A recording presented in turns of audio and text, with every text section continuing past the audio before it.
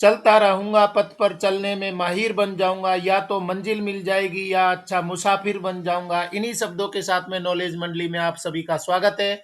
आज की डिस्कशन में हम करेंगे MCQ on school administration and academics. These questions are very much important for the post of principal, vice principal in EMRS, NCT conducted by UPSC, KVS, NVS and other departmental examinations.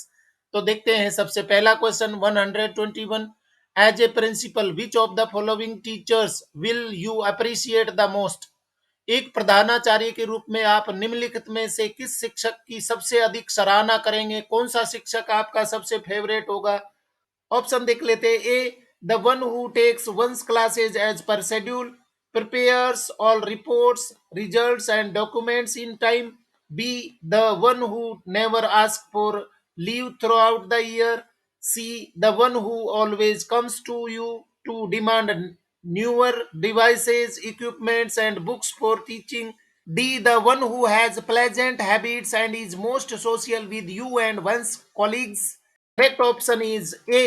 The one who takes one's classes as per schedule, prepares all reports, results and documents in time. तो प्रधानाचार्य के रूप में उस शिक्षक की आप सबसे ज्यादा सराहना करेंगे जो अपनी क्लासे रेगुलर जो भी शेड्यूल दिया गया उसके अनुसार ले रहा है, सारे रिपोर्ट्स तैयार करता है, रिजल्ट तैयार करता है और डॉक्यूमेंटेशन है वो भी समय पर करता है। तो सही उत्तर हो जाएगा ए। Next question 122. Which of the following is not an objective of grading system in the interpretation of scholastic achievement? निम्नलिखित में से कौन शैक्षिक उपलब्धि की व्याख्या में ग्रेडिंग प्रणाली का उद्देश्य नहीं है? ग्रेडिंग प्रणाली है उसका उद्देश्य इनमें से कौन सा नहीं है? Options are A, better comparability among and within subjects. B, greater internal coherence in the choice of subjects by students. C, increasing the validity of the scholastic achievements test. D, uniformity of evaluation in different institutions. Correct option is C, increasing the validity of the scholastic achievements. Next question 123। Teachers are using teaching aids. शिक्षक पाठ्य सहायक सामग्री का उपयोग करते हैं। क्यों पाठ्य सहायक सामग्री का उपयोग करते हैं, टीचिंग एड का यूज करते हैं? Options are A, to minimize time of teaching. B, for making the class fun filled. C, for increasing students attention. D, to teach within the understanding level of students. Correct option is C, for increasing students attention. Next question 124. As an administrator, a principal will have various combinations of the following qualities except one. Identify the odd combination. एक प्रशासक के रूप में एक प्रधानाचार्य में एक के अतिरिक्त अनेकों गुणों के संयोग होंगे। ऐसा संयोग बताइए जो इनसे पृथक है, मतलब कि बहुत सारी क्वालिटीज होती हैं और जो क्वालिटी एक एडमिनिस्ट्रेटर के रूप में नहीं होती है प्रिंसिपल में, तो वो हमें पता लगानी है। ऑप्शन देख लेते हैं। A, educational vision, constructive attitude, faith in fellow teachers. B, planning expertise in all subjects, constructive attitude. C, liaison officer, organising capacity and constructive attitude. D, educational vision, organising capacity and constructive attitude.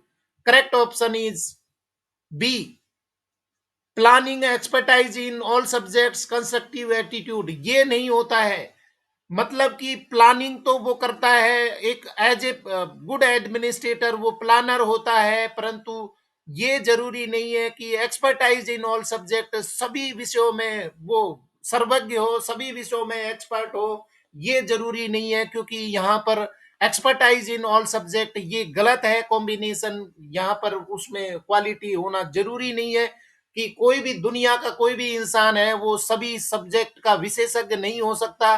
और constructive attitude ये तो हो सकता है constructive attitude. बाकी देख लेते हो कॉम्बिनेशंस। एजुकेशनल विजन होता है एक प्रिंसिपल में, कंस्ट्रक्टिव एटीट्यूड भी होता है, फेथ इन फेलो टीचर्स, शिक्षकों में विश्वास करना भी जरूरी होता है। सी में देख लेते हैं, लाइजन ऑफिसर के रूप में वो कार्य करता है, ऑर्गेनाइजिंग कैपेसिटी उसमें होती है और कंस्ट्रक्टिव एटीट्यूड तो होता ही है। इसके साथ में डी में भी देख लेते हैं, एजुकेशनल विजन होता है, बिल्कुल सही है, ऑर्गेनाइजिंग कैपेसिटी भी सही है, कंस्ट्रक्टिव एटीट्यूड भी होता है। तो सारे कॉम्बिनेशन ठीक बैठ रहे हैं, परंतु बी में एक्सपर्टाइज इन ऑल सब्जेक्ट है, ये ठीक नहीं है। क्योंकि कोई भी प्रिंसिपल है वो एज ए एडमिनिस्ट्रेटर वो काम कर रहा है, या कोई भी प्रिंसिपल के रूप में कार्य करता है व्यक्ति, तो जरूरी नहीं है कि सारे सब्जेक्ट में विशेषज्ञ होगा। सही उत्तर हो जाएगा B. Question number 125. The students of a class and their parents are not accepting a teacher. What will you do as a principal? बहुत ही इंपॉर्टेंट क्वेश्चन है। एक कक्षा के छात्र और उनके अभिभावक एक शिक्षक को स्वीकार नहीं कर रहे हैं। एक प्रधानाचार्य के रूप में आप क्या करेंगे? किसी कक्षा के छात्र और उनके अभिभावक हैं, किसी शिक्षक को एक्सेप्ट नहीं कर रहे हैं, मतलब भी कि उसके शिक्षण में ध्यान नहीं देते हैं, उसके दिए हुए कार्य को नहीं कर रहे हैं, तो आप एक प्राचार्य के रूप में क्या करेंगे? उस शिक्षक के बारे में देख लेते हैं। Option A, take disciplinary action against the students and that teacher. B, ask the teacher to change his her and methodology and approach in dealing with the students. C, discuss the matter with the students, parents, and teachers individually and in groups to arrive at the root cause of the problem. D, discuss the matter in a staff meeting and take a decision. सही उत्तर हो जाएगा C. Next question 226, learner self assessment includes which of the following combinations. यहां पर कुछ combination दिए हैं, point दिए हैं कि लर्नर के सेल्फ असेसमेंट को आप किस तरीके से असेस कर सकते हैं। वो क्या क्या पॉइंट होने चाहिए सेल्फ असेसमेंट में? सबसे पहला पॉइंट है setting target as part of action planning. Second, peer assessment in a lesson. Third, checking once on work and setting a target to improve. Fourth, regular marking of homework. तो यहाँ पर combination देख लेते हैं। Learner self assessment के लिए कौन कौन से कॉम्बिनेशन पॉइंट है वो प्लानिंग है वो जरूरी होंगी। Options are A, first and fourth are correct. B, first and third are correct. C, first second and third are correct. D, second third and fourth are correct. So correct answer is B, first and third are correct. पहला और तीसरा point है वो correct है। Setting target as part of action planning and checking once on work and setting a target to improve. Next question 127, which of the following does not belong to the learning paradigms. निम्नलिखित में से कौन अधिगम प्रतिमानों से संबंधित नहीं है? Structuralism, B social constructivism, C behaviourism, D humanism. Correct option is A, structuralism. संरचनात्मक प्रतिमान है वो अधिगम प्रतिमानों से संबंधित नहीं है। सही उत्तर हो जाएगा ए। Question number 128. In 2009, the Government of India implemented the right of children to free and compulsory education with an objective of। 2009 में भारत सरकार ने किस उद्देश्य से बालकों हेतु निशुल्क और अनिवार्य शिक्षा के अधिकार को लागू किया? Options are A, fulfilling constitutional obligation, B, developing quality manpower in the country, C, getting political leverage over opposition political parties, D, abolishing child labor in the country. Correct option is B, developing quality manpower in the country. Next question 129. Choose the best sequence that ensure educational rights of the child at secondary school level. First, making legal provisions. Second, strong monitoring system to check child rights violation. Third, conducting training programs for teachers and principals on child rights. Fourth, holding seminars, conferences, and workshops on this issue. Options are A, fourth, third, second, and first. B, fourth, third, first and second. C, first, third, fourth and second. D, first, fourth, third and second. Correct option is D. Next question देखते हैं 130, which of the following school principals will emerge as a good educational leader. निम्नलिखित में से कौन से school के प्रधानाचार्य एक अच्छे शैक्षिक नेता के रूप में उभरेंगे? Options are A very social person with pleasing habits. B, an experience teacher having a degree in leadership from a top foreign university. C, a throughout topper and a meritorious academician. D, a teacher whose class results are excellent, is a hard taskmaster and yet popular among students and teachers. Correct option is D, a teacher whose class results are excellent is a hard task master and yet popular among students and teachers. ये सही हो जाएगा। एक प्रधानाचार्य है, वो प्रधानाचार्य है वो एक गुड एजुकेशनल लीडर के रूप में उभरेगा, जिसका रिजल्ट हमेशा अच्छा रहा है। वो हार्ड टास्क मास्टर है, साथ में ही बच्चों में अभी भी वो पॉपुलर है, टीचर्स में भी वो पॉपुलर है। तो सही उत्तर हो जाएगा D. Next question 131. Gandhiji was very much against the use of textbooks. The basic reason for this could have been. Gandhi ji पाठ्य पुस्तकों के उपयोग के बहुत खिलाफ थे। इसका मूल कारण ये हो सकता है, क्या कारण हो सकता? Options are A learning through textbooks takes too much of time, B the textbooks act as a barrier in the development of creativity of both teachers and students, C learners have to mug up the contents of the textbooks, the textbooks can be helpful only after the mastery of language. Correct option is B. The textbooks act as a barrier in the development of creativity of both teachers and students. ये कारण है, इस वजह से उन्होंने text books का उपयोग है वो मना किया था, क्योंकि ये बच्चों के क्रिएटिविटी को विकसित करने में बैरियर का काम करती हैं, और साथ में शिक्षकों और बच्चों के बीच में जो सामंजस्य है उसको भी बैठाने में ये अवरोध पैदा करती है। तो सही उत्तर हो जाएगा B. Question number 132। A lesson includes a plan of activity which supports a teacher. एक पाठ में क्रियाओं की योजना सम्मिलित होती है जो शिक्षक की मदद करती है। कौन कौन से हैं? Option A to help the students to understand and remember the content, B to provide practice guidance and feedback to the students, C to guide the students what they should accomplish by completing the learning experience, D to maintain the attention of the students. Correct option is C to guide the students who they should accomplish by the completing the learning experience. सही उत्तर हो रहा है यहाँ पर C. Question number 133। Which one of the following will prove to be a better principal. निम्न में कौन एक श्रेष्ठ प्रधानाचार्य सिद्ध होगा? Options are A the one who cleans the floor of the class involving all students and teachers, B the one who convinces one's teachers to get involved in floor cleaning exercise along with their students, C the one who employs the best floor cleaning agency for the task, the one who strictly orders and monitors the floor cleaning task and then reinforces through rewards and punishments. Correct option is A. The one who cleans the floor of the class involving all students and teachers। मतलब कि श्रेष्ठ principal है वो कौन सिद्ध होगा? जो खुद शामिल होगा अपने बच्चों के साथ में, शिक्षकों के साथ में फर्श को साफ करने के लिए। तो सही उत्तर हो जाएगा A. Next question 134। Critical pedagogy is associated with आलोचनात्मक शिक्षा शास्त्र संबंधित है। Option A Robert Gagne, B Paulo Freire, C Lev Vygotsky, D Jerome Bruner. Correct option is B. Question number 135। To implement the NCF 2005 in its true spirit, what will be your sequential priorities as a school principal.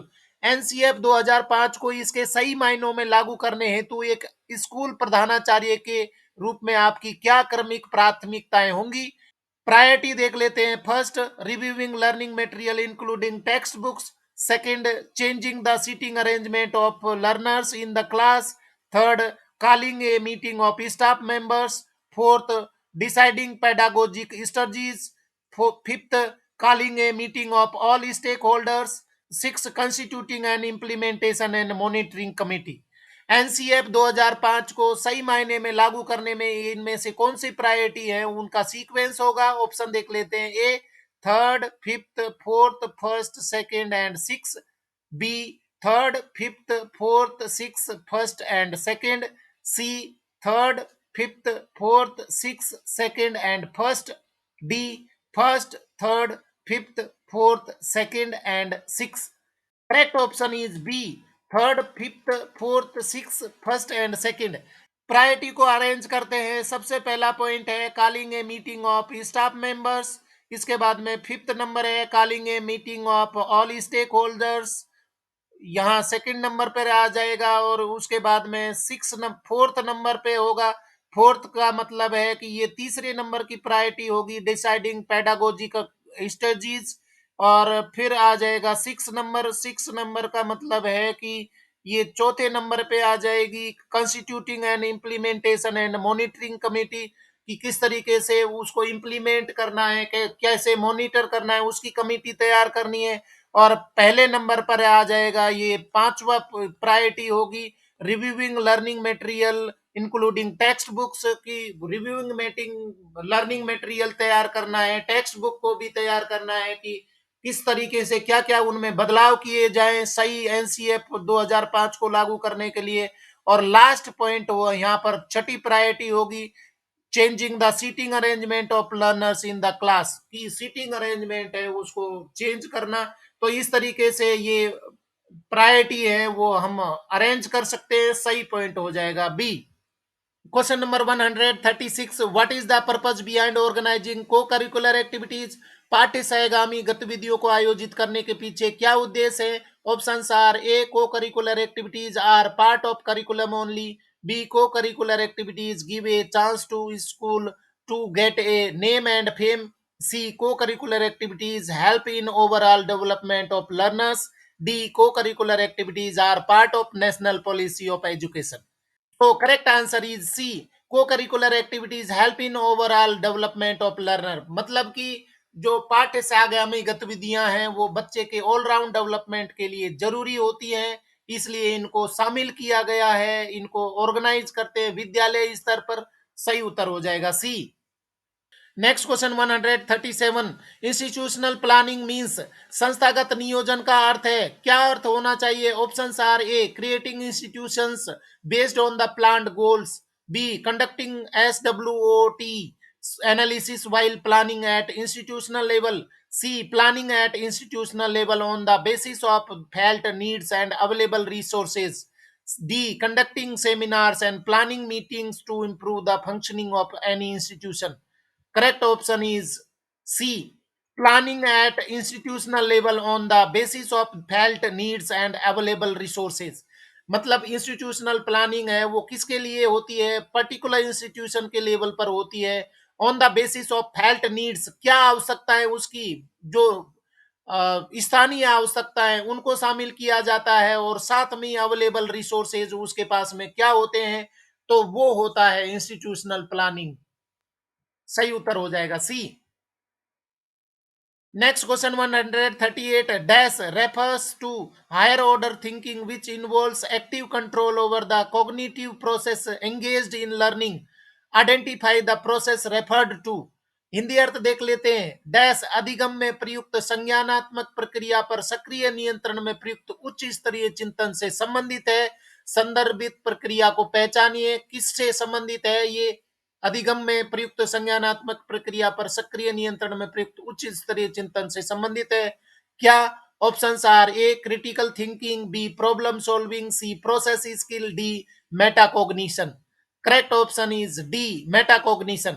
Metacognition refers to higher order thinking which involves active control over the cognitive process engaged in learning. Identify the process referred का मतलब है कि यहाँ पर metacognition होगा, यह सही उत्तर हो जाएगा D. Next question 139, according to NCF 2005 the nature of knowledge is considered as, NCF मतलब कि नेशनल करिकुलम फ्रेमवर्क 2005 के अनुसार ज्ञान की प्रकृति है किस प्रकार की होती है? Option A dynamic and relative, B permanent, C only dynamic, D only relative. Correct option is A dynamic and relative. According to NCF 2005, the nature of knowledge is considered as dynamic and relative. Correct option is A. And dear friends, last question of this discussion, which of the following subjects will you lay emphasis on for the betterment of your learners? अपने शिक्षार्थियों की बेहतरी के लिए आप निम्नलिखित में से किस विषय पर जोर देंगे? कौन सा विषय ज्यादा पढ़ाना चाहेंगे, किस पर जोर देंगे? Options are A. English, Mathematics and Science, B. Computer and Professional Subjects like Commerce and Tourism, C. Social Science, Humanities, Music and Fine Arts, D. All subjects, no subject is less important than the other. Correct option is D. All subjects, no subject is less important than the other. सही उत्तर यहां पर हो रहा है D. सभी subject पर ध्यान देना जरूरी होगा, सभी को एम्फेसाइज करना होगा, सभी को बच्चों के बेटरमेंट के लिए सारे सब्जेक्ट है वो जरूरी होते हैं। कोई भी सब्जेक्ट है वो कमजोर नहीं होता, कोई भी सब्जेक्ट है वो इंपॉर्टेंट नहीं होता है। तो यहां पर सही उत्तर हो रहा है डी। इस तरीके से डियर फ्रेंड्स हमने T20 के 20 क्वेश्चंस हैं वो कंप्लीट कर दिए हैं। These questions are very much important for the post of principal, vice principal in EMRS NCT conducted by UPSC, KVS, NVS and other departmental examinations. आज के क्वेश्चन अगर आपको पसंद आए तो लाइक शेयर करें, और साथ में आप मुझको फेसबुक पेज पर भी फॉलो कर सकते हैं नॉलेज मंडली पर। और चैनल को सब्सक्राइब करना तो जरूरी है, क्योंकि मैं आपके सिलेबस से संबंधित सारे कंटेंट हैं वो चैनल पर लेके आ रहा हूं, जैसे कि सर्विस रूल्स हैं, एकेडमिक पार्ट और जनरल पार्ट भी चैनल पर अवेलेबल है। आप सारे वीडियोज को देखें और चैनल को सब्सक्राइब करें नॉलेज मंडली को, क्योंकि नॉलेज मंडली is the right choice. Thank you very much.